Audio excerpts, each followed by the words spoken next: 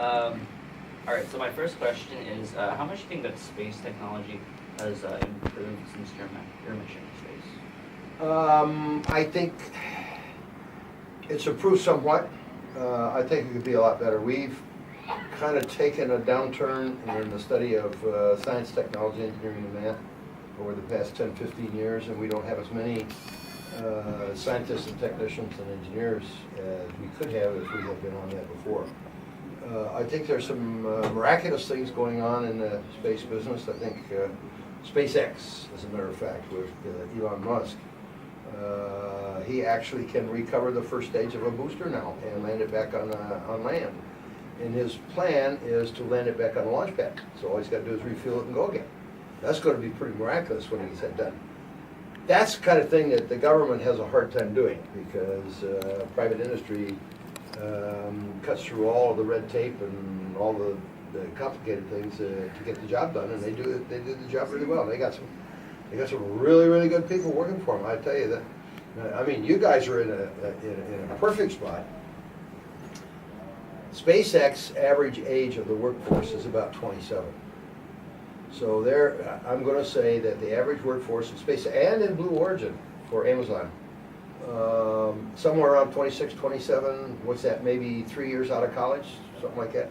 But they're the workforce, they're the future, and you guys are going to be right in there in a few years doing the same thing, I would think. So I think, in fact, that's why I'm here, is to promote STEM, because we've kind of fallen off. I think all countries have kind of fallen off on STEM. Here in the UAE, it's become very important. In fact, I hear more about STEM here than I do back home. So I think these people, over here, that's gotten to be a very important subject. It's getting to be more important in Europe. It's getting to be more important in the U.S. because we're starting to focus on that and talk about it a lot. But we've gone through a period of less importance for STEM training, and so a lot of college students have drifted away from it, and we need to get that turned around and get back to it.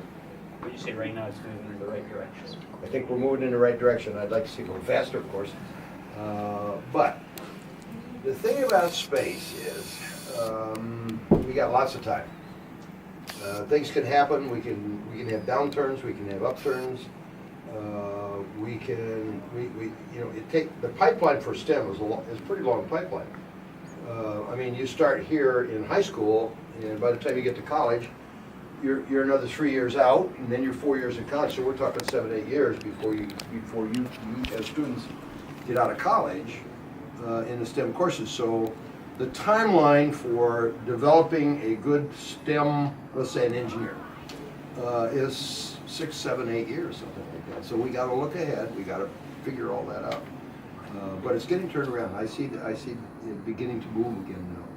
And kids your age are more interested in space and in the hard sciences, rather than being a lawyer or an accountant or something like that. I see a lot of interest in space.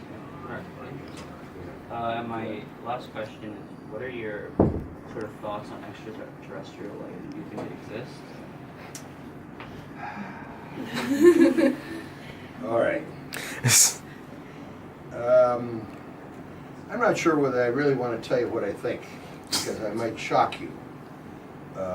I have been asked many times, have I seen anything out there? And the answer is no. And then the next question is, do I believe there are aliens, or what we would call aliens? And I say, yeah, I do. And they say, have you ever seen one? And I said, yeah, I have.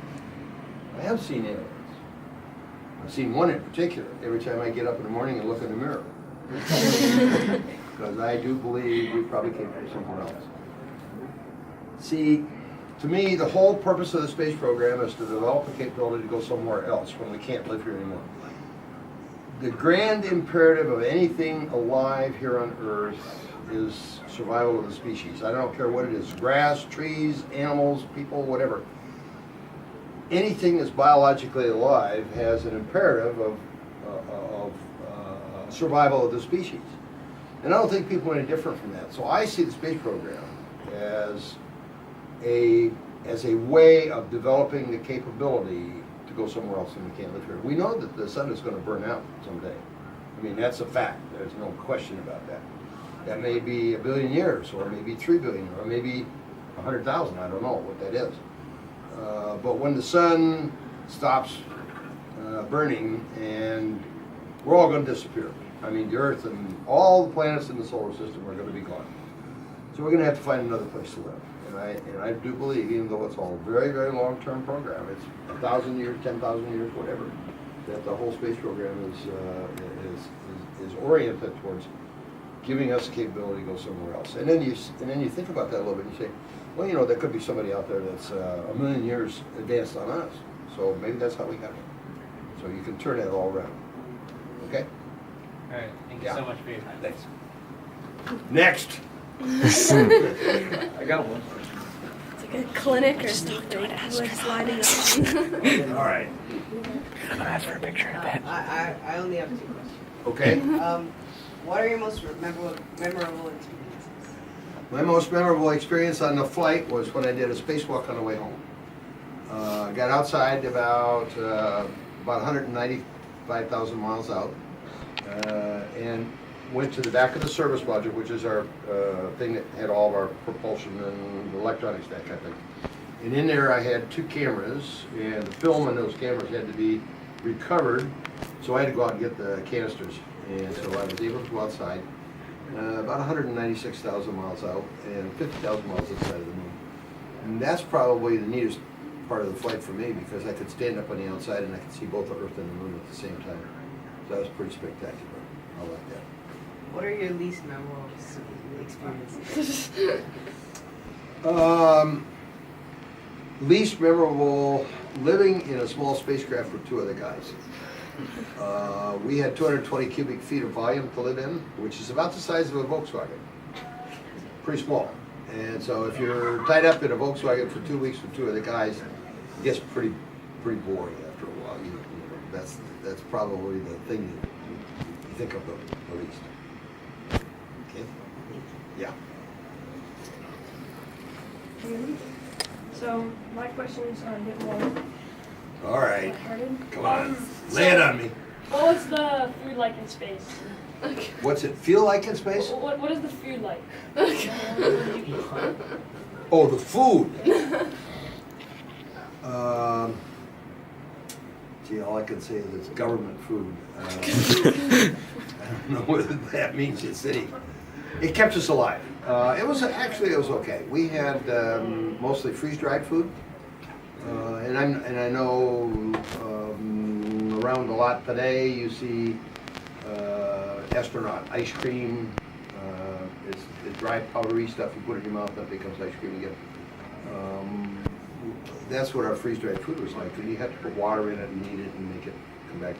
We also had a supply of hamburgers and hot dogs and roast beef and sliced turkey breast.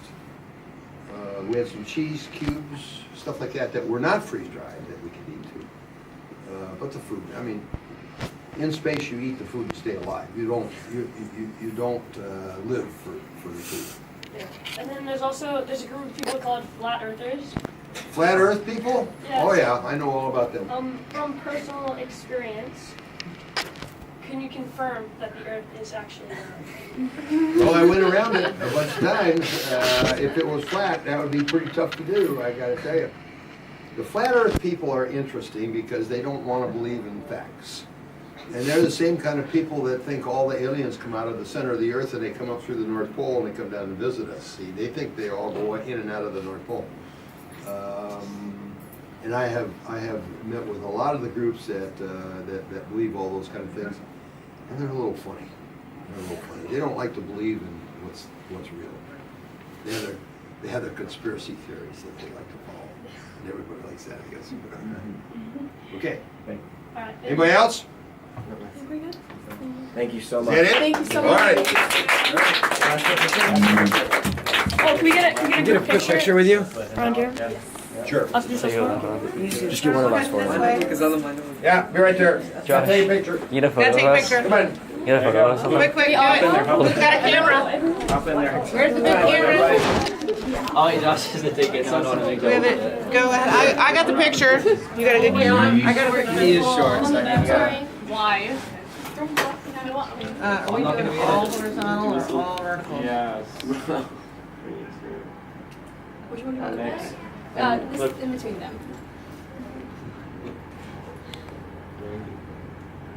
Yep, thank you, Filippo. Do you want to get in there as well?